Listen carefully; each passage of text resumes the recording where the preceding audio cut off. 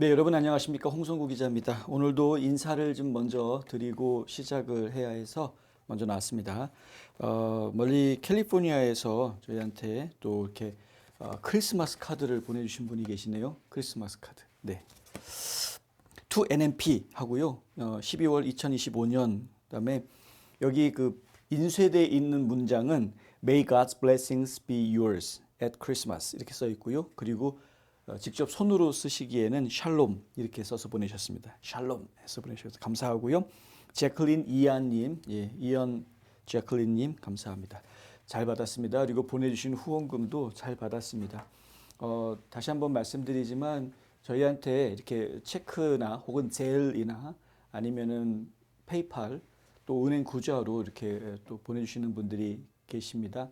다시 한번 감사의 말씀을 드리고요. 그리고 저희 유튜브에 오시면은 유튜브에 그 구독자 할 수 있는 멤버십 프로그램이 있습니다. 거기 조인 혹은 가입이라고 되어 있는 버튼을 클릭하셔서 가입하실 수가 있는데요.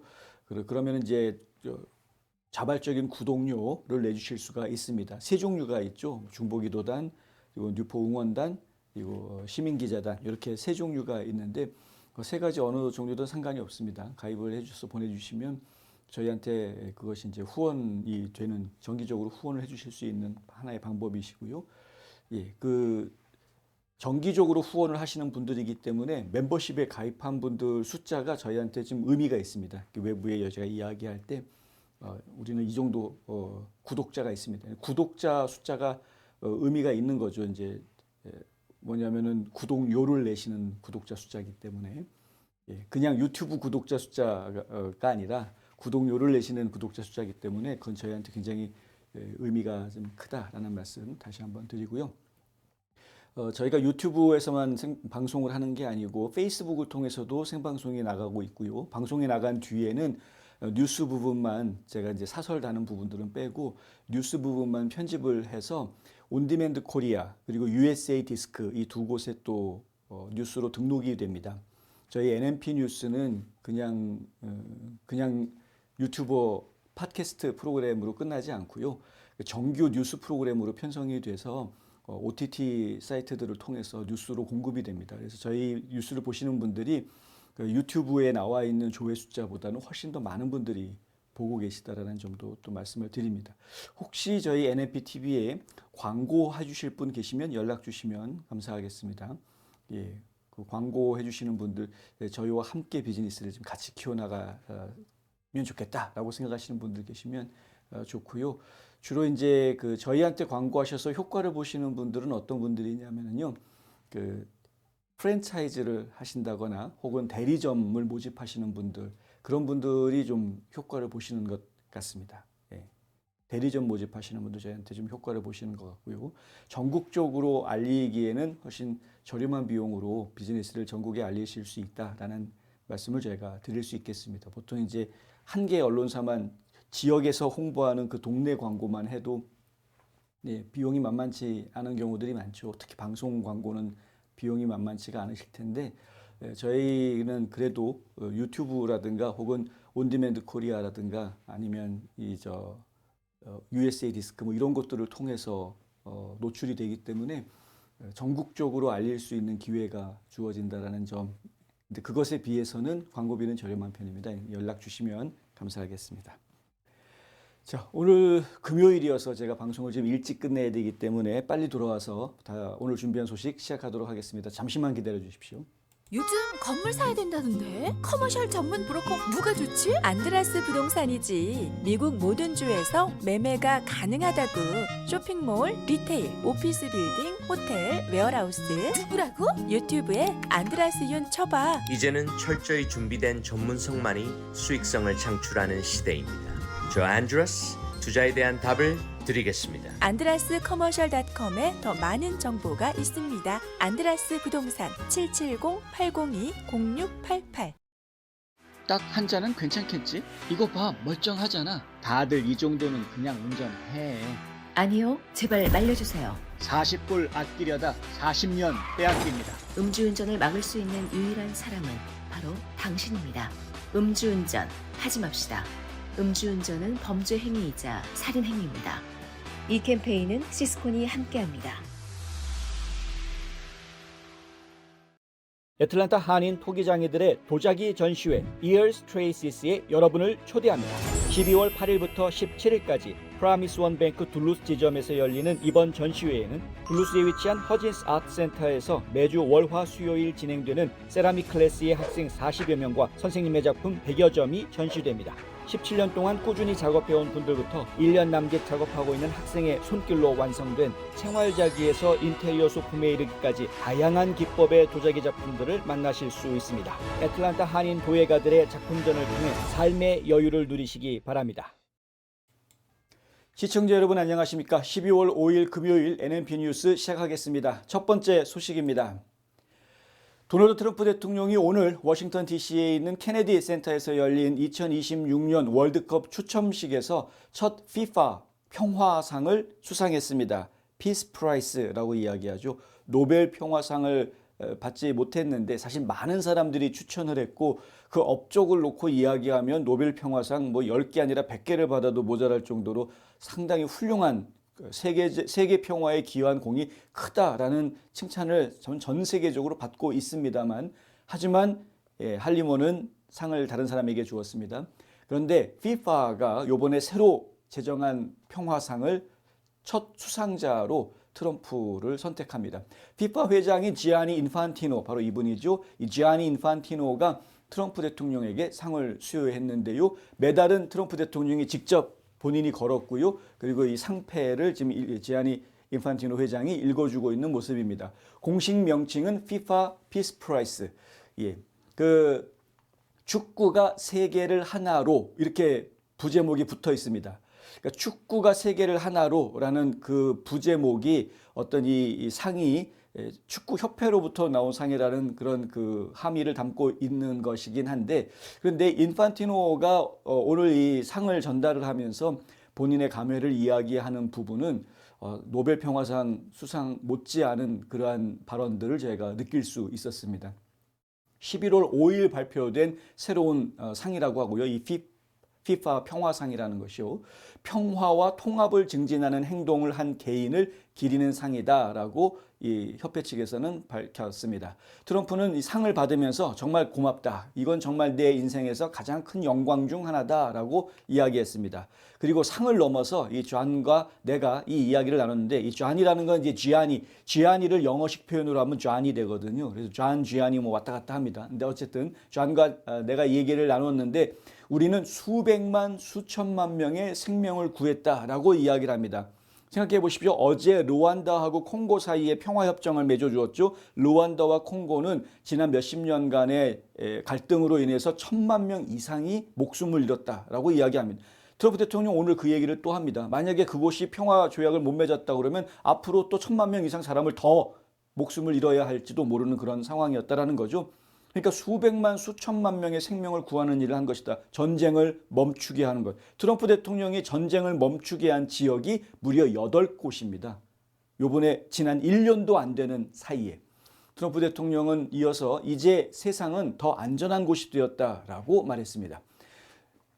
자, 추첨식에 있었죠. FIFA가 예선을 통과한 국가대표팀을 조편성하고 2026년 6월에, 그러니까 내년 6월에 미국, 멕시코, 캐나다 이 세 나라에서 동시에 개최가 되는 이 월드컵의 대진표 전체 구조를 확정하는 그런 추첨식이 진행이 됐습니다. 추첨은 트럼프 대통령, 그리고 멕시코의 클라우디아 쉐인바움 대통령, 캐나다의 마크 카니 총리 이렇게 3명이 참석을 했습니다. 이 세 나라의 대표 리더들이 한 자리에 모인 곳이 오늘이 처음이었습니다. 특히 이제 쉐인바움 멕시코 대통령이 트럼프 대통령을 만난 것도 오늘이 처음입니다. 그래서 사실 정치적으로도 의미가 있는 것으로 보입니다. 왜냐하면은 미국이 지금 멕시코하고 캐나다를 상대로 해서 상당히 여러 가지 지금 갈등들을 지금 빚고 있는 상황이기 때문에 그렇죠. 사실은 갈등을 빚는다라고 보는 것은 바람직하지 않고요. 트럼프 대통령 입장에서는 양국의 도움을 지금 이끌어내려고 하는 겁니다. 그런데 도와달라라는 수세적인 입장이 아니라 내가 이렇게 필요하니까 이러한 조치를 취해달라라고 요구를 하는 그러한 모습으로 접근을 했던 것이고요. 그런데 캐나다나 멕시코가 그러한 요구들에 대해서 좀 긍정적으로 판단을 하지 않는 모습을 보이니까 트럼프 대통령이 관세 부과하겠다 이렇게 나갔던 겁니다.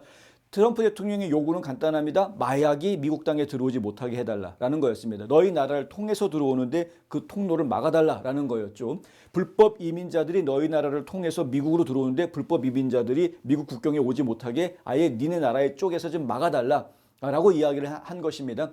근데 이 부분에 대해서 예산이 들어가는 부분이 있고 거기에는 또 공권력이 개입이 돼야 되는데 그런 것들을 좀 꺼려하는 모습을 보이니까 그러면 관세 부과하겠다. 뭐 이제 이런 갈등들이 좀 있었습니다.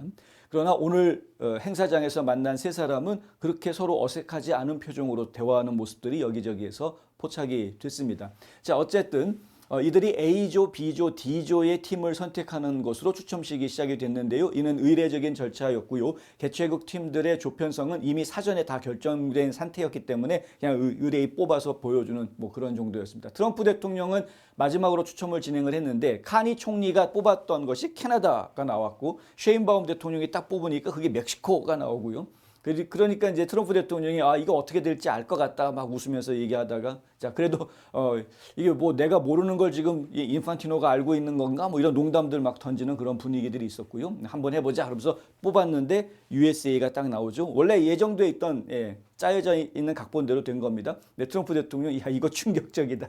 그러니까 미리 딱 뽑으면은 그 나라의 이름이 나오게끔 그 사람이 이끌고 있는 나라의 이름이 나오게끔 미리 각본을 짜놓고 한 것인데 마치 사전에 짜지 않고 한 것처럼 하면서도 실제로 뽑으면 그 나라 이름이 나오게 해주었던 이러한 방식은 이건 부정선거를 통해서 큰 고통을 겪었던 트럼프 대통령 입장에서는 상당히 충격적인 방법일 수밖에 없었겠죠. 인판티노는 이어서 세계 지도자들과 함께 기념 촬영을 합니다. 인판티노는 트럼프 대통령의 외교적 노력을 칭찬했는데요. 평화상을 받을 충분한 자격이 있다라는 이야기를 하죠.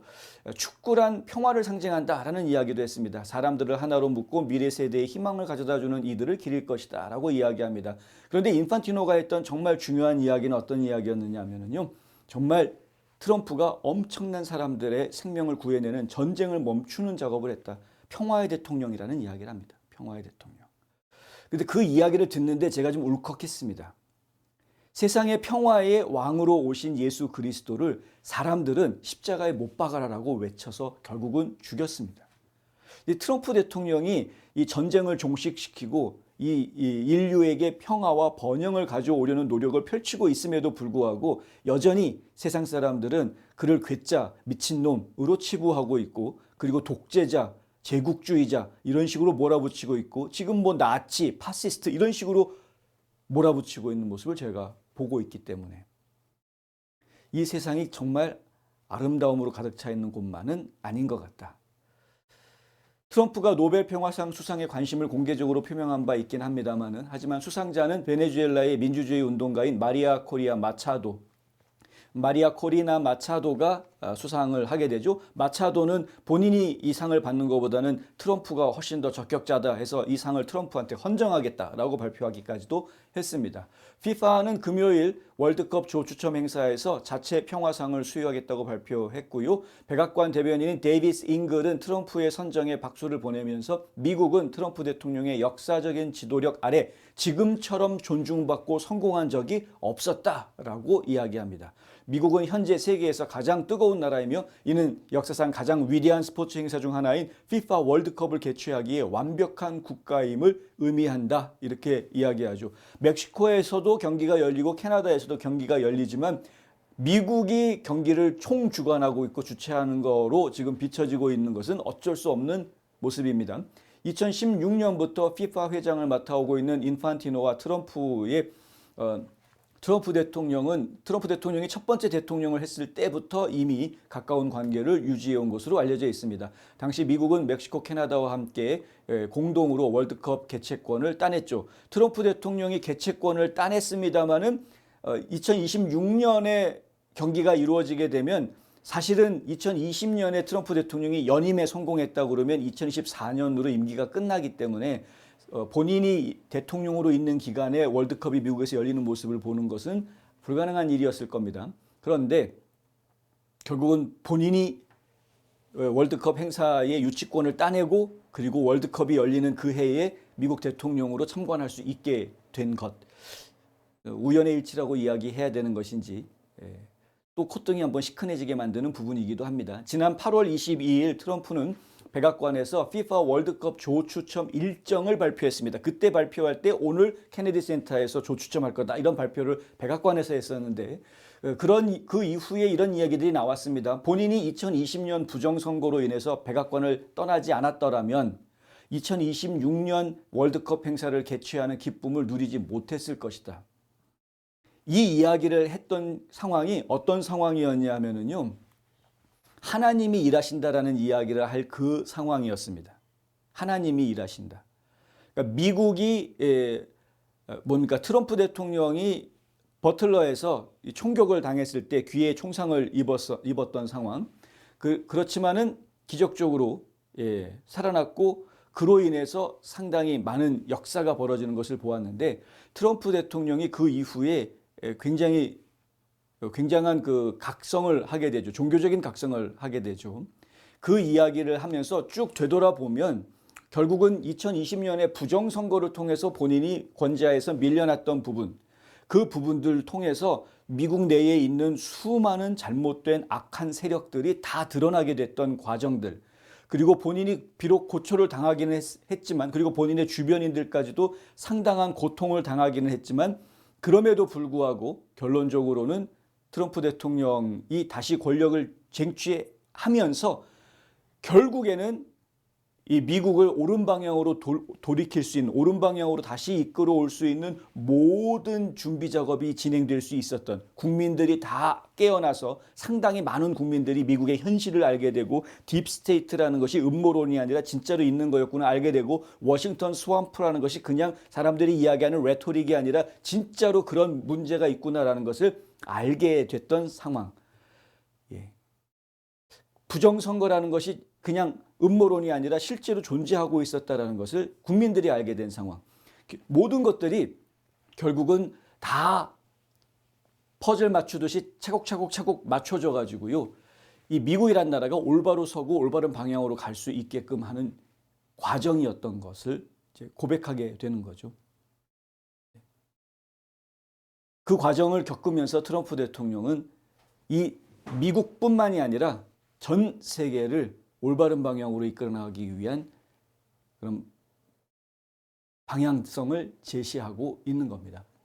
2018년 백악관 집무실을 방문한 인판티노는요, 트럼프에게 기념품으로 빨간 카드하고 노란 카드를 선물한 적이 있답니다. 그러면서 이거 실제로 사용하실 수 있습니다 라고 농담조로 이야기했다는 거죠. 노란 카드는 옐로우 카드죠, 경고. 빨간 카드는 퇴장 카드.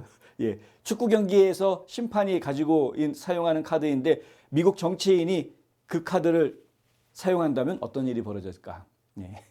2022년 12월 FIFA 클럽 월드컵 조 추첨 행사에서는요, 트럼프 대통령이 사전 녹화 메시지를 보낸 바 있습니다. 그의 손자 시어도 쿠슈너와 딸 이반카 트럼프가 첫 추첨을 진행을 대신하는 모습이 있었습니다. 이후 7월에 첼시가 대회에서 우승하자 트럼프 대통령이 인판티노와 함께 경기장에 나와서 클럽 월드컵 트로피를 수여한 바 있습니다. 트럼프 대통령 입장에서는 FIFA 쪽하고는 상당히 오랜 시간, 2년을 가져왔는데 결국은 본인이 FIFA로부터 이렇게 평화상을 받게 됐다. 남다른 감동이 있었던 것으로 이해가 됩니다. 연방 대법원은 텍사스주가 재조정된 연방 하원 선거구 지도를 사용할 수 있도록 길을 열어줬습니다. 이는 2026년 중간선거에서 최대 5석을, 하원 의석 5석을 추가로 확보할 수 있게 되는 공화당 입장에서는 대승을 거뒀다라고 이야기할 수 있는 부분입니다. 대법관들은 서명이 없는 명령을 통해서 텍사스주의 긴급 요청을 받아들여 해당 지도를 위헌적인 인종적 선거구 조작이라면서 금지했던 연방지방법원 3인 재판부의 판결을 뒤집었습니다. 일단은 차단시켜 놓은 것이라고 얘기해야 되겠죠. 켄 팩스턴 텍사스주 법무장관은 성명을 내고요. 텍사스가 우리 국가를 되찾는 길을 열어가고 있다. 선거구별로 주별로 말이다. 이렇게 이야기했습니다. 자, 텍사스 주가 더 많은 공화당 의석을 차지할 수 있는 새로운 선거 지도를 만들어서 이것을 통과시켰는데 제동이 걸렸었죠. 민주당 쪽에서 소송을 걸었기 때문에. 근데 항소법원까지도 패소했었으나 대법원에서 그것을 뒤집어 놓는 모습을 지금 제가 보고 있는 겁니다. 결론적으로 텍사스 주가 이 소송에서 승리함으로 인해서 결국은 다른 주들도 이것을 따라서 할 수 있게끔 길을 열어주는 역할을 하게 된 것이죠. 이 선거구 지도는요, 우리 주위의 정치적 분위기를 반영하고 허위 소송으로 정치 체제를 뒤엎으려는 좌파의 시도를 지켜보기만 했던 텍사스와 모든 보수주의자들에게 거대한 승리다. 켄 팩스턴 법무장관이 하는 이야기입니다. 보수들은 주로 가만히 앉아서 지켜보는 거 잘하는데 그런 사람들한테까지도 이것은 승리다. 지도를 보시면은 자세히 느껴지진 않습니다. 보시다시피 원래 텍사스는 빨간 주입니다. 예전에 사용했던 선거구 지도이고요. 새로 바뀐 선거구 지도인데 오히려 옅은 색깔로 바뀐 부분이 넓게 나오는 것을 볼 수가 있어서 오히려 지금 공화당한테 불리해지는 것 아닐까라는 생각이 오히려 들 정도인데요. 자세히 보시면은 요 파란색으로 표시된 부분, 민주당이 선출되는 지역들은 대도시 주변으로 딱 모여져 있는 것을 보실 수가 있습니다. 대도시에서만 민주당 의원들의 선출이 좀 몇 명 되는 것뿐이지 사실 텍사스 전체적인 분위기는 공화당이 쥐고 있는 것은 분명한 사실이다. 근데 그럼에도 불구하고 이번에 새로 만든 지도를 보면은요, 요 파란 색깔이 요 위치와 요 위치를 비교해 보시면 아시겠지만 좀 줄어들죠. 그리고 요 위치와 요 위치를 비교해 보시면 역시 축소되는 모습이 보입니다. 그리고 이것도 마찬가지입니다. 그러니까 뭐 휴스톤이라든가 오스틴이라든가 달라스라든가 이런 대도시 지역들 주변으로 해서는 민주당 하원 의원들이 선출될 수 있는 자리들이 여러 개 있었으나 그것을 줄여서 공화당이 선출될 가능성이 높은 지역구로 바꿔버리는 작업들이 진행이 된 겁니다. 5자리가 민주당 의석에서 공화당 의석으로 옮기게 된다. 실제로 이 오늘 연방 대법원의 이 발표가 나오고 난 다음에 민주당 의원 중에 한 명이 출마 포기 선언을 발표합니다. 나 텍사스주의 민주당 의원인데요. 나는 이제 다음 내년에 선거 안 나가겠다고 불출마 선언을 합니다. 그러니까 이러한 영향이 당장 나타나고 있는 것이죠. 자, 대법원은 본안 심리로 돌아갈 경우에 텍사스주가 승소할 가능성이 높다고 분명하게 밝힙니다. 간략한 판결문, 오늘 나온 판결문에서 대법관들은 주정부가 임시 구제 조치에 대한 전통적 기준을 충족시켰고 또 하급법원이 선거 구도를 무효화하려는 과정에서 적어도 2가지 중대한 오류를 범했다고 지적했습니다.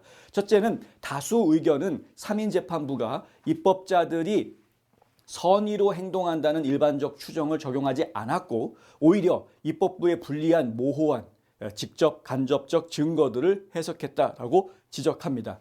그러니까 이 재판부 자체가 편향되어져 있는 시각을 가지고 이 재판을 했다라는 걸 지적하는 겁니다. 대법관들이.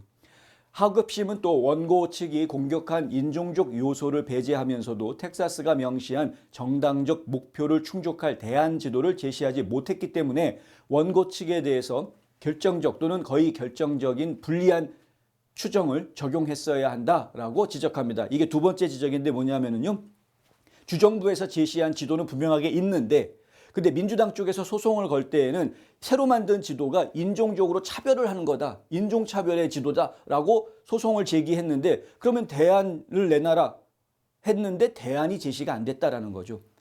그렇다면 대안은 없고 뭐 인종적인 차별이라고 주장은 하고 주장만 있지 그럼 거기에 따른 다른 방법은 제시하지 못하고 있다면 그러면 그거는 잘못된 것이다. 네. 받아들이기 어려운 주장이다. 이렇게 돼버리는 겁니다. 그리고 마지막으로 세 번째 강조한 부분이 시급성이라는 부분을 강조를 합니다. 왜냐하면 12월 8일 다음 주 월요일이 이 2026년 연방 하원 선거 후보 등록 마감일입니다. 텍사스는 3월 달에 예비 선거를 합니다. 그러니까 예비 선거를 상당히 빨리 하기 때문에 등록 마감도 12월 달에 하게 다른 주들보다 좀 빨리 하게 되는데요. 그렇다 보니까 뭐 마감 날짜가 다가왔기 때문에 더 이상 이것을 심리하거나 이럴 시간적 여유가 없기 때문에 일단은 이 새로운 지도를 사용을 해라라고 이야기를 한 겁니다. 긴급 명령이 나온 것이죠. 다수 의견은 이렇게 이야기합니다. 이전 선거 판례를 인용하면서요. 하급법원은 일반적으로 선거 전날에 선거 규칙을 변경해서는 안 된다라는 이야기를 합니다. 예전의 판례들도 그렇다. 지방법원이 활성화된 예비선거 운동에 부적절하게 개입해서 혼란을 야기시켰다. 예. 지방법원이 잘못했다라는 이야기입니다. 선거에서 연방과 주 간의 섬세한 균형을 무너뜨렸다. 이것도 지방정부 때문에 이런 문제가 생겼다는 겁니다. 연방 정부가 전체적인 연방 선거에 대해서 어느 정도 개입할 수 있는 권한이 있긴 하겠지만, 하지만 근본적으로 모든 선거는 주에서 관리하게 되어져 있고 선거법도 주의회가 결정합니다. 그러니까 사실은 주권과 관련되어져 있는 부분이기 때문에 주에서 처리해야 되는 부분과 연방 차원에서 개입할 수 있는 부분의 구분선, 한계 이런 것들이 분명히 있다라는 것이죠. 근데 지금 텍사스주 같은 경우 소송이 진행되는 걸 보면은 주 차원에서는 이미 주의회가 결정을 한 겁니다. 주의회가 결정권을 가지고 있는 사안이기 때문에. 그런데 소송을 어디로 붙었습니까? 연방 법원으로 소송을 낸 겁니다. 연방에서 처리해달라 이 문제를. 연방 대법원 입장에서 보았을 때에는 이것은 주 정부의 고유 권한이기 때문에 주의회의 고유 권한이기 때문에 주의회가 결정을 하면 그대로 가는 것이 맞다라고 보는 것이죠. 예, 그것을 연방 법원으로 가지고 와서 법정 시비를 붙어봤자 연방 차원에서 개입하는 것은 오히려 그림이 좋지 않은 그림이 된다라고 판단하고 있는 겁니다. 자, 이러한 여러 가지 이유들을 종합해 보건대 결국은 텍사스주에서 결정한 이 지도는 합법적이다 이렇게 되는 거죠. 이번 명령은 텍사스가 제때 항소를 제기하는 한 2026년까지 새 선거구 지도를 유지하도록 그렇게 한 것입니다. 사무엘 엘리토 대법관, 클라런스 토마스 대법관, 릴 고설치 대법관의 동의를 얻어서 별도의 의견서가 나왔는데요. 이 선거구 획정의 진정한 동기는 인정이 아니고 정치적 고려다라는 점을 강조하고 있습니다. 정치적 고려라는 건 뭐냐면 공화당을 지지하는 유권자들이 훨씬 더 많은데 텍사스주는 공화당을 지지하는 유권자가 훨씬 더 많은 비율로 따져보면 그렇다는 거죠. 예를 들면 전체 텍사스 주민 중에 90%가 공화당 지지자라고 하면 40개, 40개의 연방 하원 의석 중에서 적어도 90%에 해당하는 36명이 연방 하원 의원이 공화당 의원이 된다라는 거 아니냐 이 얘기입니다. 정치적 성향이 그러니까 이건 인종하고 관계가 없다라는 이야기입니다. 이거나 엘라바마주에서 나왔던 얘기랑 완전히 반대 얘기입니다. 엘라바마주 민주당에서는 어떤 주장을 했었냐면 엘라바마주의 인구 비율로 봤을 때 27%가 흑인이다.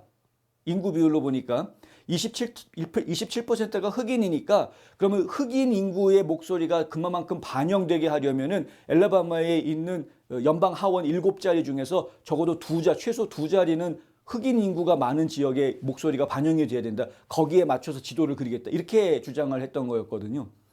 그러니까 지금 민주당 쪽에서는 오히려 인종차별 반대한다라고 이야기하는 사람들인데 오히려 인종을 가지고 자꾸 부추겨가지고 흑인들 유권자들의 목소리가 담겨야 되니까 지도를 이렇게 만들어야 된다. 이런 식으로 지금 접근을 하고 있는 것이고요. 지금 텍사스에서 얘기한 거는 전체 유권자들의 성향, 지지도를 보았더니 공화당을 지지하는 사람들이 훨씬 더 많은데 그것에 비해서 비례상 민주당 연방 하원 의원이 굉장히 많이 나오고 있다. 이건 지금 뭔가 잘못되어 있는 것이다. 이렇게 이제 판단을 한 것이죠. 그래서 결국은 인종적 고려가 아니라 정치적 고려를 통해서 이러한 지도가 나온 것이다. 이렇게 연방 대법원에서는 의견을 내놓고 있는 거. 대법관들의 의견이 이렇게 나온 겁니다. 텍사스 선거구 획정안의 채택 동기가 순수하고 단순한 당파적 이익이었다라는 것이 명백하다. 이것이 지금 이 보수 대법관들이 내놓은 의견서에 들어가 있는 말입니다. 또 알리토 대법관은요, 지방 법원이 적용 가능한 법적 원칙에 대한 잘못된 인상에 근거해서 판단을 내렸다라고 이야기하고요. 일반적인 명백한 오류 심사 기준이 적용되지 않는다라고 지적했습니다. 투표 행태에서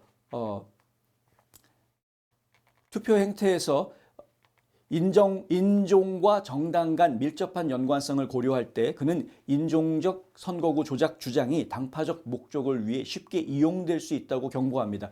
이 이의 제기자들은 같은 당파적 목적에 부합하는 그들만의 지도를 제시할 수 있어야 한다. 이렇게 이야기한 겁니다. 무슨 얘기냐면 인종 가지고 얘기하지 말고 흑인 인구 비율이 이쪽이 많으니까 이쪽에 흑인 인구들의 비율을 하기 위해서 여기 흑인 인구가 많이 담기는 그런 지역구도를 만들어줘야 된다. 이렇게 이야기하지 말고 민주당 지지자들이 많으니까 이쪽에 민주당 지지자들이 많은 지역에 대변할 수 있는 사람들 숫자를 보장을 해달라. 이렇게 주장을 해야 하라라고 지금 지침을 내리고 있는 거나 마찬가지입니다. 이게 이제 알리토 대법관이 이러한 이야기를 하고 있는 겁니다. 원고 측 전문가들, 그러니까 민주당 쪽의 전문가들은 그렇게 하지 않았기 때문에 기록은 주의 지도가 실제로 인종이 아닌 당파성에 기반했다라는 강력한 추론을 뒷받침한다. 알리토 대법관의 설명입니다.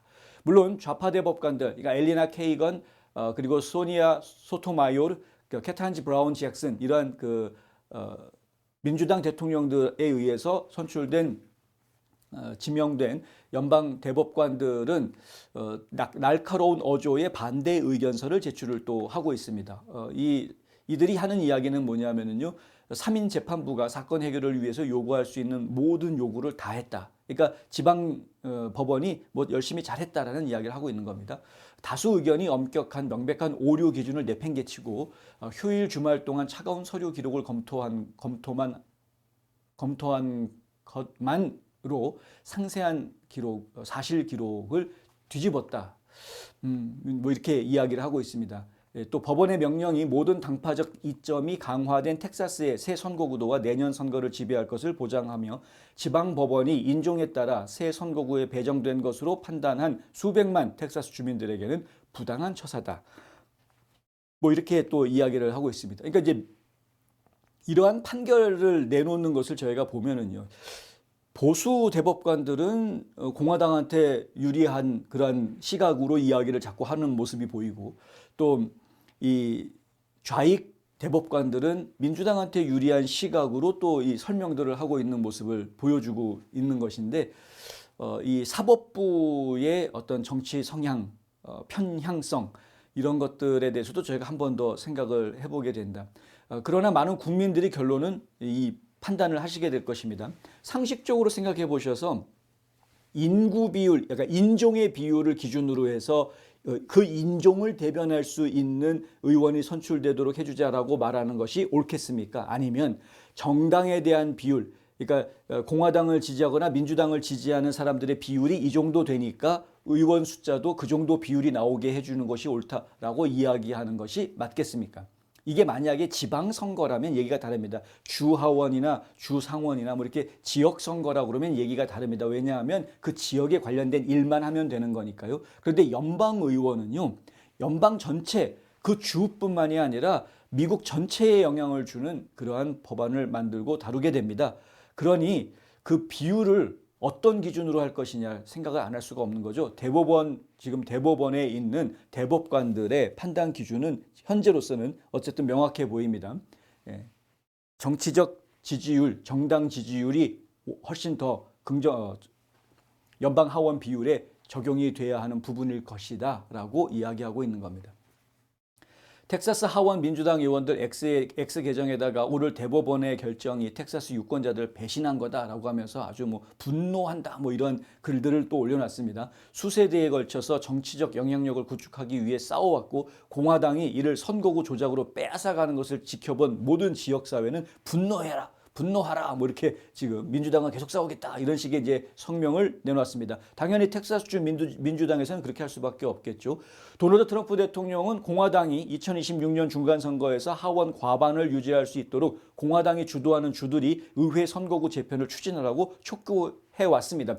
이례적인 중간 선거구 재편 요구에 따라서 텍사스, 미주리, 노스캐롤라이나, 오하이오, 유타주가 새 선거구 지도를 승인을 한 상황입니다. 이로 인해서 공화당이 최대 9석까지 추가로 확보할 수 있게 됐다라는 이야기가 나오고 있습니다. 플로리다와 인디애나 공화당 지도부가 또 새로운 선거구 재조정 논의나 특별 회기를 열고 있지만 내부 분열이 좀 있고 법적 문제가 또 있기 때문에 그 새로운 선거 지도가 통과가 될지 안 될지는 확실하지는 않은 상황이긴 합니다. 어쨌든 9개 자리를 민주당 자리에서 공화당 자리로 바꿀 수 있도록 유리하게끔 만들어 놓는 작업이 일단은 진행은 됐습니다. 민주당이 주도하는 주들도 반대급부로 또 공화당이 차지하고 있던 자리를 민주당으로 뒤바꾸려고 하는 노력을 진행하고 있습니다. 공화당의 잠재적 이득을 막기 위한 노력을 펼친다라는 거죠. 캘리포니아 유권자들은 민주당 지도부가 지지한 헌법 개정안을 승인했습니다. 이 개정안에 보면은요, 이번 선거 주기 동안에 주 독립위원회를 중단시키고 약 5석 이상을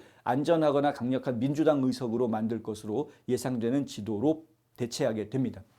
그래서 최소 5석을 공화당에서 민주당 의석으로 바꾸는 이 캘리포니아가 그 지도를 통과를 시켰습니다. 자, 그러니까 캘리포니아와 텍사스가 서로 간에 5석씩 주고받았으니까 별 차이가 없어지는 결론이 나오겠죠. 최종적으로는 버지니아와 메릴랜드에서는요, 민주당 관계자들이 기존 위원회를 우회하거나 영향력을 행사할 방법을 모색하고 있고요. 당의 여러 의석을 확보해 줄 수 있는 새 선거구 지도를 검토하고 있는 상황입니다. 다만 이러한 노력은 아직 초기 단계에 있기 때문에 내부 반발 혹은 법적 도정 가능성들의 직면에 있어서 성공 가능성을 지금 낙관하기는 쉽지 않은 상황이기는 합니다. 어쨌든 연방 하원 의석을 조금 더 차지하기 위한 이러한 전쟁 이렇게 아주 신랄하게 지금 진행이 되고 있다. 연방 대법원은 또 오늘 도널드 트럼프 대통령의 출생지 시민권, 출생 시민권이죠. 출생 시민권 관련 명령의 합헌성 심리를 진행하기로 결정했습니다. 원래 예정되어져 있던 겁니다. 올 하반기에 심리한다라고 말이 나왔던 거였는데 구체적인 합의가 구체적으로 이것을 심리를 하겠다라는 확정이 나온 게 된 것이고요. 해당 명령은 불법 체류자나 임시 체류 중인 부모에게서 태어난 아이들은 미국 시민이 아니다라고 선언하고 있는 그 행정명령, 트럼프의 새로운 행정명령이 지금 이슈가 되고 있는 것이죠. 대법관들은 시민권 제한을 무효화한 하급식 판결에 대해서 트럼프 대통령의 항소를 심리하기로 했습니다. 해당 조치는 전국 어디에서도 시행되지 않았습니다. 왜? 재판이 걸려 있었고요. 그 재판이 걸리고 소송이 걸렸을 때 이 하급심에서는 트럼프 대통령한테 불리한 판결들, 그러니까 수정헌법 제14조가 지켜져야 된다. 그 기존의 해석이 지켜져야 된다라는 이야기. 미국에서 태어나면 자동으로 시민권 부여하는 것을 그건 전통적으로 그렇게 해왔으니까 그걸 지켜야 된다라는 그러한 판결들이 계속 나왔던 겁니다. 그래서 지금 연방 대법원까지 올라가게 된 것인데 대법원에서 본격적으로 한번 들여다보겠다라고 이야기를 합니다. 그래서 결국은 대법원의 최종 판결이 언제쯤 나올 것이냐? 내년 봄쯤 변론이 진행될 것이다 라는 이야기가 나왔고요. 확정 판결은 초여름쯤 나올 것으로 예상이 된다. 그래서 내년 상반기 끝 무렵에 이것이 확정적으로 판결이 나올 것으로 그렇게 예상이 됩니다. 이 시기적으로 굉장히 민감한 시기입니다. 내년 뭐 6월이든 7월이든 초여름이라고 한다고 하면 굉장히 민감한 시기일 수밖에 없다. 전국적으로 중간선거 열기가 불고 있는 그런 상황에서 각 당의 후보자들이 결정이 다 된 시점입니다. 그 시점이 6월이면은 전국에 본선거는 11월에 있죠. 11월 선거에서 붙게 될 민주당 후보와 공화당 후보가 전국적으로 다 결정이 된 상황. 그때가 6월, 7월입니다. 그 사이입니다. 근데 그때 연방 대법원에서 이 같은 폭탄 판결이 나오게 된다. 그럼 출생 시민권이 내년 선거에서 중간 선거에서 굉장히 큰 화두가 될 가능성이 지금 있다라는 이야기. 트럼프 대통령은 1월 20일 그러니까요. 두 번째 대통령 임기를 시작한 바로 첫날 행정명령을 내렸습니다. 출생 시민권 행정명령을 내렸는데 공화당 행정부의 광범위한 이민 단속 정책의 일환으로 내려진 겁니다. 다른 조치에는 뭐 이민 단속을 강화한다, 뭐 18세기에 제정됐던 에일리언 애너미스 액트 해가지고 뭐 외국인 적대법 이런 거를 좀 발동한다, 이런 여러 가지 법들이 지금 발표가 됐었죠. 불법 체류자들 다 추방해버리겠다, 뭐 여러 가지 발표가 있었는데 그 중에 하나로 나왔던 것이 바로 이 출생 시민권 금지 명령이었습니다.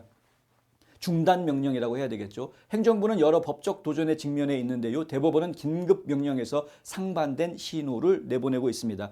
이 연방 지방법원이라든가 혹은 연방 항소법원에서는 트럼프 행정부한테 불리한 판결들을 내려준 경우들이 굉장히 많았는데 이게 연방 대법원까지 올라가면 거의 대부분 트럼프 대통령한테 유리한 결론을 연방 대법원은 다 내려주고 있는 이런 모습들 저희가 보고 있는 거죠. 대법관들은 베네수엘라 출신으로 추정되는 갱단원들을 법원 신문 없이 신속 추방하기 위한 외국인 적대법, 외국 적대법 이거 적용하는 거에 대해서 반대했습니다. 하지만 대체로 트럼프 대통령의 편을 들어주는 그러한 판결을 내려왔었는데 이것만큼은 반대를 했습니다. 대법원은 인종, 언어, 직업 또는 위치만을 근거로 한 검문 관행을 하급 법원이 차단했었는데 이것도 뒤집어 가지고요. 로스앤젤레스 지역에서 광범위한 이민 검문 재개를 허용을 합니다. 그러니까 이민 단속은 할 수 있게끔 아주 빠르게 많이 할 수 있게끔 허용을 해주면서 이들을 추방하는 거는 빨리 안 되게끔 또 이렇게 연방 대법원에 지금 내려놓은 조치는 그렇습니다. 그러니까 단속은 많이 할 수 있고 빨리 할 수 있지만 추방은 신중하게 하도록 하는 그러한 조치를 내려놓은 것입니다. 어찌됐든 간에 시카고 지역에서 이민 단속을 위해 주 방위군 병력 배치를 허용해달라라고 트럼프 행정부가 요구를 했는데 이거 지금 검토 중이고요. 하급법원 해당 배치 무기한 금지해 놓은 상황인데 대법원이 어떻게 판결을 내릴지 지금 지켜봐야 되는 상황이고요.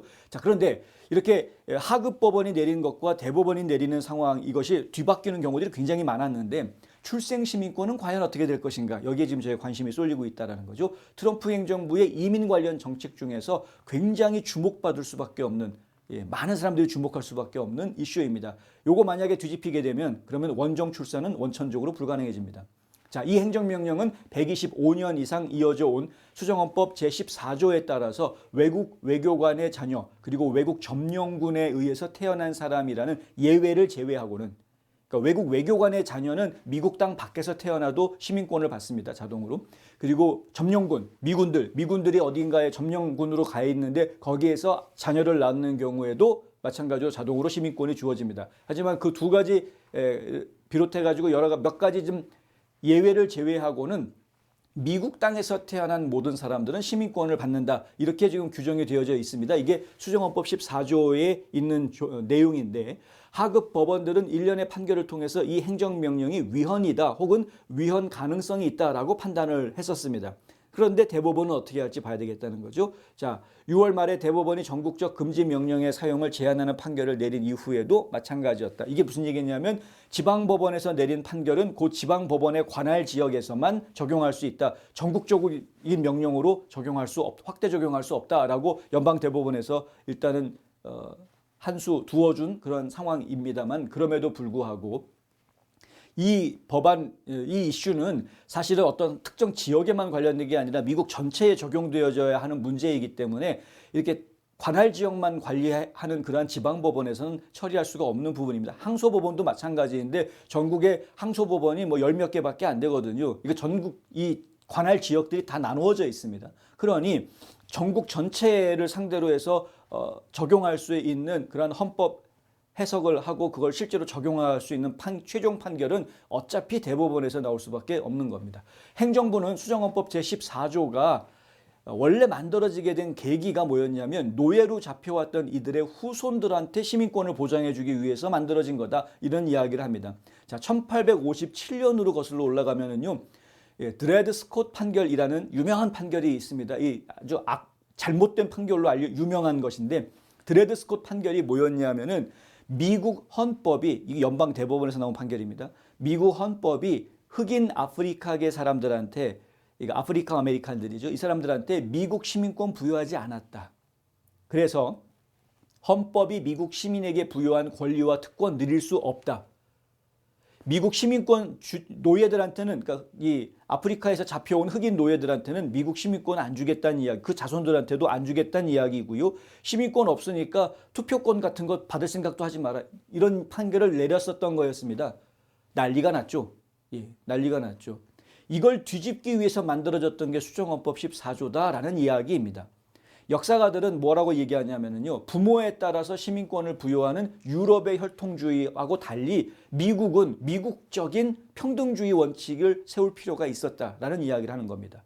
그래서 미국적 평등주의 원칙을 확장한다라는 차원에서 수정헌법 14조라는 것이 나왔다. 혈통주의가 아니라 평등주의의 만연, 이게 굉장히 중요한 개념의 전환이었기 때문에 그렇다라는 거죠. 미국이 자유민주주의 국가라고 이야기하는 것이 바로 그런 것 아니냐라는 이야기입니다. 이 같은 배경은 현재 논란이 되고 있는 불법 외국인의 자녀가 미국 관할권의 적용을 받지 않기 때문에 자동 시민권을 받을 자격이 없다라는 주장들을 뒷받침해 줄 수 있는 요소로 작용을 하고 있는 겁니다. 이게 무슨 얘기냐면요, 존 사워 지금 법무부 쪽의 변호사가 하는 이야기인데, 수정헌법 14조의 시민권 조항은 새로 해방이 된 노예와 그들의 자녀들에게 시민권을 부여하기 위해서 채택됐던 거지, 불법 또는 일시적으로 미국에 체류하는 외국인 자녀에게 그 혜택을 주려고 했던 것이 아니다라고 이야기하는 겁니다. 1800년대만 해도 지금과 같은 그러한 불법 이민자들의 홍수 이런 문제가 없었다라는 거죠. 그리고 그 당시에는 노예 문제가 더 심각했던 것이었는데, 노예들한테 자유를 주고 해방을 시켜주고 그들과 다른 백인들이 결국은 전부 다 같이 평등한 인간으로 대우받게 해주겠다, 그 평등권을 주겠다라고 한 그 개념을 확장시키면서 시민권도 부여하고 투표권도 부여하고, 그 개념들이 계속 연결돼서 나오는 것들인데 그런 차원에서 했던 것이었죠. 근데 불법으로 미국에 들어오서 이 법을 어기고 불법으로 들어왔는데 미국에서 애를 낳았다라는 이유만으로 아이를 시민권을 준다. 이것이 과연 옳은가? 이 이슈는 상당히 고민을 해봐야 될 부분이다라는 겁니다. 테드 크루즈 연방 상원의원과 린지 그레이엄 상원의원을 포함한 공화당 의원 27명 그리고 공화당이 주도하고 있는 24개 주에서는 지금 트럼프 행정부의 이 출생 시민권 금지 제도를 찬성하고 있는 그러한 입장입니다. 이 출생 시민권 금지를 주창하고 있는 또 다른 여러 가지 이유들이 있겠습니다만은 두 번 다시 민주당이 이러한 그 불법 이민자들을 끌어들여서 시민권이 있지도 않은 사람들한테 투표권을 주어가지고 자신들의 정권을 유지하는 이러한 음모를 두 번 다시 꾸미지 못하게 하기 위한 안전책을 만드는 것이기도 합니다. 이것은 안보에 관련된 문제이죠. 국가 안보에 관련된 문제입니다. 어제도 제가 잠깐 그런 설명을 드린 적이 있는데요. 지금 뭐 뉴욕 같은 곳들 보면은 아니 미국 국민도 아니고 외국인인데 뭐 유학을 왔던 사업차 방문을 했던 뭐 와가지고 뉴욕시에서 산 지 한 달이 지나면 지방선거에서 투표할 수 있게 해주겠다. 이걸 과연 우리가 어떻게 이해를 해야 되느냐는 거죠. 투표권이라는 거, 참정권이라는 거는요. 국민으로서 주권을 인정해 주는 것입니다. 주권을 인정해 주는 것. 그러니까 주권을 인정받으려면 국민이어야 하는 것이고요. 국민은 국민으로서 누리는 권리뿐만이 아니라 의무도 있는 겁니다. 그리고 그들한테 주어지는 국민으로서의 의무가 과연 있느냐? 외국인들한테 무슨 의무가 주어집니까? 아니면 말고죠. 마음에 안 들으면 미국 떠나면 그만인 사람들인데 그 사람들은 미국 국민이 아닌 겁니다. 그럼에도 불구하고 국민들이 누릴 수 있는 권리를 주겠다라고 이야기하는 것, 이건 잘못된 거거든요. 이거는 뭐 이해해주고 자시고 할 수 있는 부분이 아니고 잘못된 겁니다. 그런데 이 출생 시민권을 이렇게 악용을 하고 있었다라는 거죠. 이 연방 이민법을 바로잡기 위한 작업이 반드시 진행이 돼야 되는데 예전부터 저희 NNP 뉴스에서 항상 말씀드려왔던 부분입니다. 가장 먼저 중요한 첫 단계가 국경을 걸어 잠근다. 안전한 국경. 그래서 불법으로 유입되어 오는 사람을 최소화한다. 그게 첫 번째 작업이라는 것이고요. 그 다음 진행해야 되는 작업이 내부에 있는 불법 체류자들 중에서 정말 미국에 도움이 안 되는 사람들은 이건 내쫓아야 된다는 거죠. 당연히 그렇습니다. 범죄자들 다 내쫓아야죠. 미국에 기여하는 사람들만 남겨줘야 되는 거고 미국에 기여도가 전혀 없는 사람들은 굳이 미국에 있어야 될 이유가 없는 겁니다. 그들이 미국에 있는 것은 오히려 미국 입장에서는 해가 되는 겁니다. 그러니까 내쫓아야 되는 거죠. 우리 성실하게 열심히 살아서 세금 내고 있는 진짜 미국 국민들한테 그냥 피 빨아먹듯이 거머리처럼 붙어가지고 연방정부 지원금만 빨아먹는 아주 기괴한 현상을 지금 만들어내는 것이고요. 그리고 그 사람들이 범죄를 또 저지르기 때문에 문제가 더 될 수밖에 없는 거고. 그래서 결국 이들은 내보내야 된다. 지금 3천만 명이 있다고 하는데 적어도 절반 이상은 내보내야 되는 겁니다. 사실 따지고 보면. 그런데 그런 작업이 진행이 되고요. 지금 둘 다 진행이 되고 있죠. 국경 그다음에 내부 단속 진행되고 있습니다. 세 번째 단계가 바로 이겁니다. 법을 정비해야 됩니다. 법을. 이민법에 뚫려 있는 루프홀. 어떻게 해서든 허점들을 짚어가지고 사람들이 그걸 악용하고 있는 그 허점을 막아야 되는 거죠. 바꿔야 되는 겁니다. 지금 현재 제시되어져 있는 수많은 여러 가지 허점들이 있는데 그중에 가장 심각한 허점이 뭐냐면 바로 출생시민권. 어떻게 해서든 미국 땅에 들어가서 애만 나오면 시민권자가 된다. 그 다음 나오는 게 뭡니까? 가족 초대. 그러니까 이 시민권자로 성장한 아이가 성인이 되면 자기 친가족들하고 헤어져서 사는 게 자신한테 힘드니까 인도주의적인 차원에서 자기 가족들을 미국으로 초대해 오겠다. 이겁니다. 그럼 미국으로 초대해 오면 이 사람들이 초대받아서 온 사람들이 미국에서 성실하게 일하고 미국 사회에 기여하는 진짜 훌륭한 국민이 되느냐? 보장되지 않는다는 거죠. 그것이 보장되지 않는다. 어떤 경우에는 범죄자를 끌어들이는 경우도 있고 어떤 경우에는 와가지고 그냥 공공부조 축내는 연방정부 세금 지원금이나 축내는 이런 사람들로만 전락해버리는 경우도 있고 골치 아픈 일들이 많아진다는 거죠. 결국에는 가장 그 첫 시작점을 찾아서 문제점을 봉인을 해야 되겠다 해서 나온 것이 출생시민권을 막아야 되겠다라는 이야기가 나오고 있는 겁니다. 자, 이것이 이민법을 바로잡기 위한 노력의 가장 첫 중요한 출발점입니다. 자, 첫 번째 단계 국경 안전하게 한다. 두 번째 단계 내부에 있는 불체자 문제가 되는 미국에 도움이 안 되는 사람들 내쫓아낸다. 세 번째 단계 이민법을 바로잡겠다. 그 다음에 마지막에 오게 될 단계가 일단 기본적인 것들을 다 정비하고 내보낼 사람 다 내보내고 나면 나머지 남아있는 사람들은 미국 국민이 되게 만들어줘야죠. 열심히 더 미국을 위해서 충성할 수 있게. 그게 그 다음 단계가 되는 겁니다. 이것이 바로 우리가 정말 진심으로 기다리고 있었던 신성한 대사면의 조치로 이어지게 될 수 있는 것이다. 그게 지금 트럼프 대통령 임기 안에 이루어질 수 있는 일인지는 솔직히 모르겠습니다. 근데 지금 현재 연방 대법원이 이것을 심리하겠다라고 하는 것은 단순하게 출생 시민권을 주느냐 안 주느냐 정도가 아니라 이민법에 대한 전반적인 개혁의 단초가 되느냐 아니냐 하는 부분, 그리고 그것이 결국은 단초가 되어져서 대사면으로까지 이어질 수 있는가. 정말 불필요한 사람, 외국인들 다 쫓아내버리고 정말 필요한 사람들이 미국 안에서 열심히 사는 그러한 깨끗하고 안전하고 훌륭한 미국 사회 분위기를 만드는 작업이 이루어질 수 있느냐 하는 것과 연결되어져 있는 것입니다. 이민 관세 집행국 요원들이 이번 주에 하버드 로스쿨 교수를 체포를 했는데요. 그것 때문에 이 교수가 난 자발적으로 미국 떠나겠다 이렇게 이야기를 했다고 합니다. 그런데 떠나겠다라고 말을 해놓고 떠나지를 않았습니다. 그래서 오늘 아침에, 이른 아침에 ICE가 이 교수 집으로 찾아가가지고 체포했습니다. 보도에 따르면 브라질 국적의 카를로스 포르투갈 구베아라는 이 교수인데요. 올해 43살이라고 합니다. 이 사람이 지난 10월 2일 날, 10월 초죠. 10월 2일 날 유대교 회당 근처에서 공기총을 쐈답니다. 엽총. 예? 총을 쐈답니다. 회당 근처에서. 근데 잡혔는데 이제 누가 회당 근처에서 총을 쏘니까 난리가 났겠죠. 이제 또 반유대주의 총기 폭력 벌어지나 보단 난리가 났겠죠. 잡았습니다. 잡았는데 뭐라고 얘기를 했냐 하면 쥐 잡으려고 쐈다. 쥐. 예, 쥐 잡으려고 쐈답니다. 이 쥐가 진짜 쥐를 얘기하는 건지 유대인들을 쥐라고 얘기하는 건지 헷갈릴 정도죠. 당국은 공기총을 불법적으로 사용한 혐의로 11월 13일에 그를 기소했습니다. 사건은 10월 2일에 벌어졌는데 한 달이 훨씬 지나서 40일이 지나서야 기소를 했습니다. 해당 사건은 유대교에서 가장 거룩한 날인 욤 키프루에 발생했습니다. 굉장히 중요한 명절이었고 성일인데 그러한 날에 총을 쐈다? 잡혀가지고 하는 이야기가 쥐 잡으려고 쐈다? 구베아는요, ICE 보스턴 지부의 강제 추방국에 의해서 체포가 되고 구금이 됐는데 본인이 그냥 강제로 쫓겨날까봐 자발적으로 브라질에 가겠다라고 이야기를 한 겁니다. 난 이상한 사람 아니고 난 명색이 하버드대 교수로 지금 내가 방문 교수로 와 있는 사람이지 내가 아무나가 아니다. 난 내가 자발적으로 난 브라질가 내 나라 돌아가서도 얼마든지 잘 먹고 잘 살 수 있고 난 돌아가겠다. 자발적으로 나갈 테니까 나를 풀어달라. 이렇게 된 겁니다. 그래서 11월 13일에 체포했다가 본인이 미국 떠나겠다라고 해서 풀어줬는데 안 떠나고 있었던 거죠. 그래서 오늘 12월 5일 새벽에 다시 체포를 했습니다.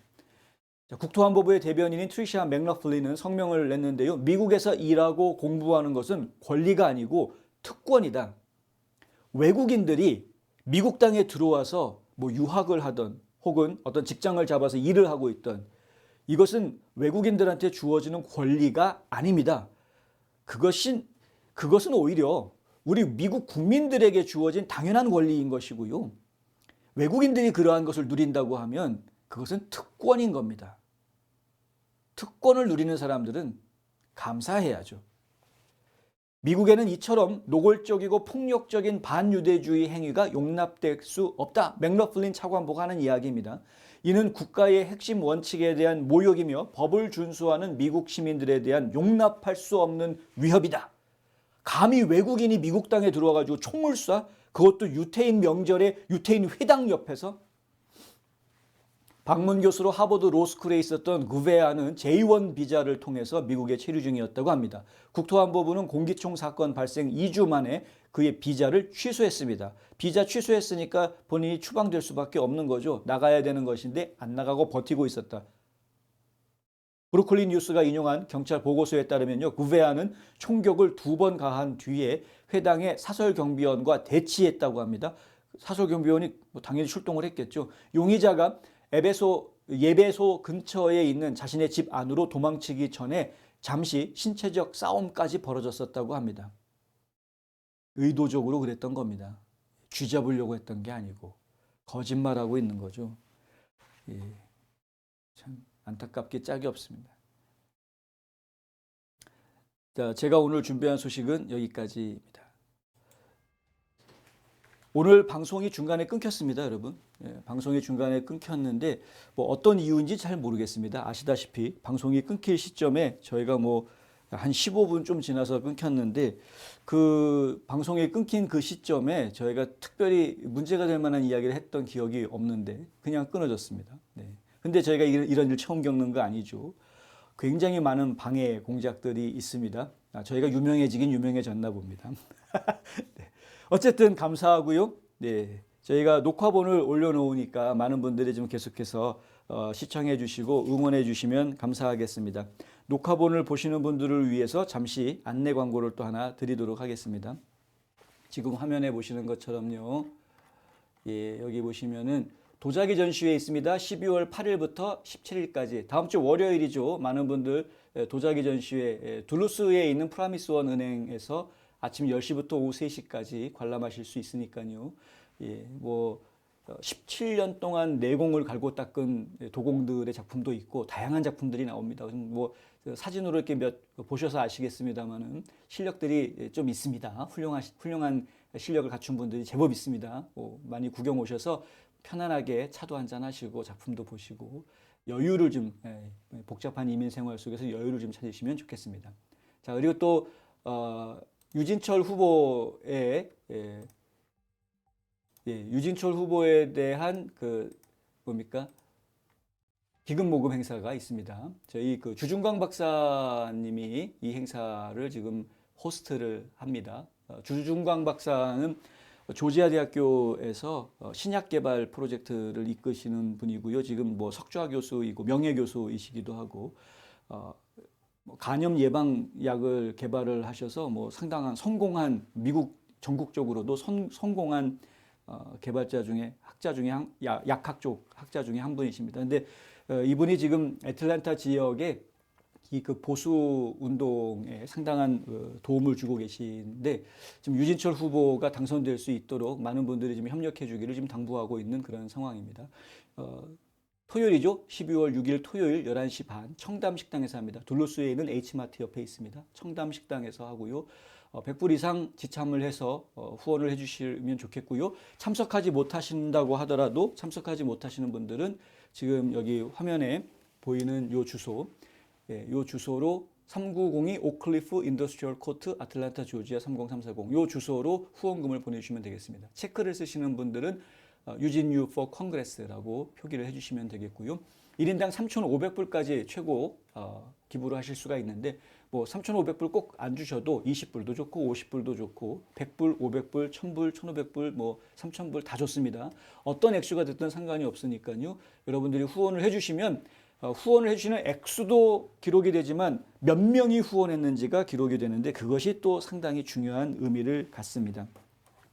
유진철 후보 같은 경우에는 작년 조지아주에서 공화당 후보로 본선까지 갔을 때 그때 트럼프 대통령 내외로부터 멜라니아 여사하고 트럼프 대통령으로부터 각각 그 당시에는 최고액이 3,300불이었습니다. 3,300불씩 6,600불의 후원을 받은 적이 있고 유 후보가 이 선거 운동을 할 때 이 트럼프 대통령이 캠페인 버스를 보내줘가지고요. 지금 화면에 보시는 저 버스가 트럼프 대통령이 실제로 둘루스에 보내줘가지고 둘루스에서 찍은 사진입니다. 제가 찍은 사진입니다.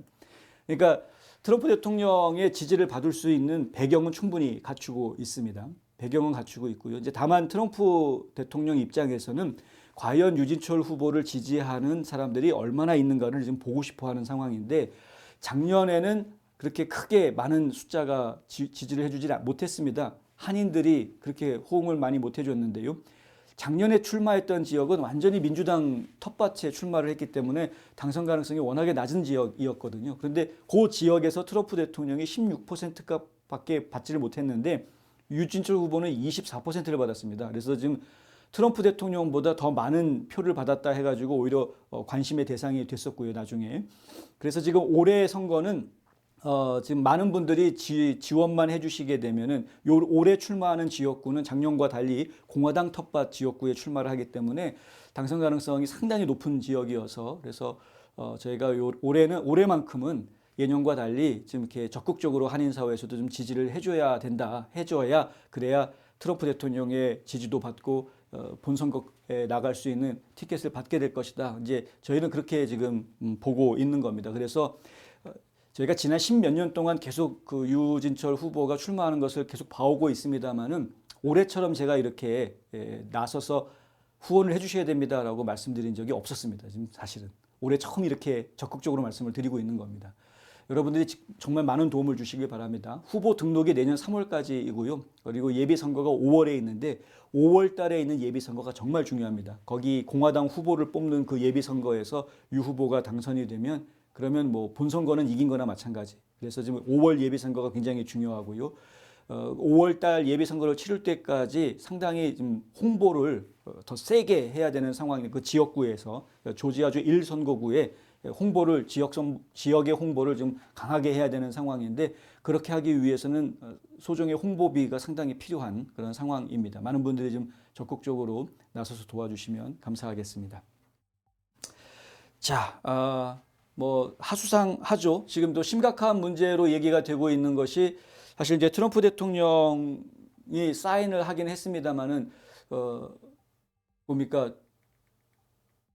전략 보고서가 하나 나온 게 있습니다. 혹시 보신 분들은 계시겠습니다만은 그 전략 보고서가 나왔는데 위협 전략 보고서라는 게 나왔는데요. 그런데 그 전략 보고서에 지금 문제가 있다라는 지적들이 지금 계속 나오고 있습니다. 오늘 저희가 지금 접한 정보들로 이야기하면은 북한에 대한 언급이 전혀 없다. 그러니까 무슬림에 대한 언급도 전혀 없다. 그러니까 이제 이슬람 극단주의라든가 이슬람 테러리즘 이런 것들에 대한 언급이 전혀 없다.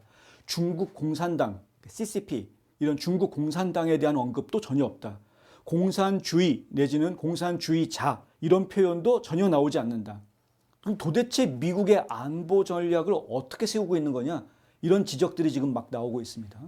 그리고 이제 북한에 대한 비핵화 얘기도 전혀 들어가 있지 않고 지금 트럼프 대통령이 내놓고 있는 안보 전략이 굉장한 패러다임 시프트를 이야기하고 있는 것 같은데 어쨌든 지난 조 바이든 행정부 시절 그리고 그 앞선 트럼프 1기 행정부 시절에 나왔던 것하고는 전혀 판이하게 다른 그러한 안보 전략 보고서가 나온 것이어서 그래서 지금 논란이 좀 있는 것 같습니다. 그런데 저희가 오늘 뉴스에서 소개를 해드리기에는 그 양이 만만치가 않았어요. 저희가 정리를 다 못해서 오늘은 제가 정리를 못 해드립니다만은 이번 주말 사이에 저희가 공부를 열심히 해가지고요. 그 내용을 좀 더 자세히 정리해드리도록 하겠습니다. 저희가 대충 파악하기로는 트럼프 대통령이 이번에 새로운 완전히 신안보 전략을 내세운 것으로 저희가 이렇게 예상이 됩니다. 그러니까 안보와 경제를 묶어서 안보 전략으로 지금 이야기하는 모습이 나온 것 같고요. 그래서 그 내용은 겉으로 나와 있는 문장 이면에 숨어 있는 뜻을 파악해야 제대로 이해할 수 있을 것이다라는 생각이 들기는 합니다. 제가 주말 사이에 연구를 해서 트럼프 대통령이 새로 내놓은 안보 전략에 대한 해설 좀 해드리도록 다음 주에는 해드리도록 이렇게 준비하겠습니다. 즐거운 주말, 복된 주말 되시고요. 이제 올해 마지막 달이고 크리스마스 시즌이 시작이 됐다 보니까 많은 분들이 마음이 좀 싱숭생숭 뒤숭숭해지기도 하고 날씨가 요즘 갑자기 추워지고 눈도 내리고 하다 보니까 감기에 걸리시는 분들도 많이 나오게 되고 그럼에도 불구하고 지금 대한민국에 계신 동포 여러분 같은 경우에는 또 뭐 지금 나라가 뭐 보통 문제가 아니죠. 지금 상당히 심각한 문제들이 너무나 많죠. 그렇다 보니까 길거리 투쟁 참여 안 할 수도 없고 그래서 건강 관리도 잘 하셔야 될 것 같고요. 그리고 여러 가지 심적인 관리, 그다음에 영적인 관리 모두 다 신경 쓰셔서 어느 한쪽에 너무 쏠려가지고 균형을 잃지 않으시기를 좀 당부를 좀 드리고 싶습니다. 계속 기도하시는 거 잊지 마십시오. 기도하는 시간이 길어질수록 오히려 더 정확한 판단을 하실 수가 있다는 점도 저희가 다시 한번 말씀을 드립니다. 저는 여기서 인사드리고 다음 주 월요일에 다시 찾아뵙도록 하겠습니다. 2025년 12월 5일 NNP 뉴스 모두 마치겠습니다. 시청해 주신 여러분 고맙습니다.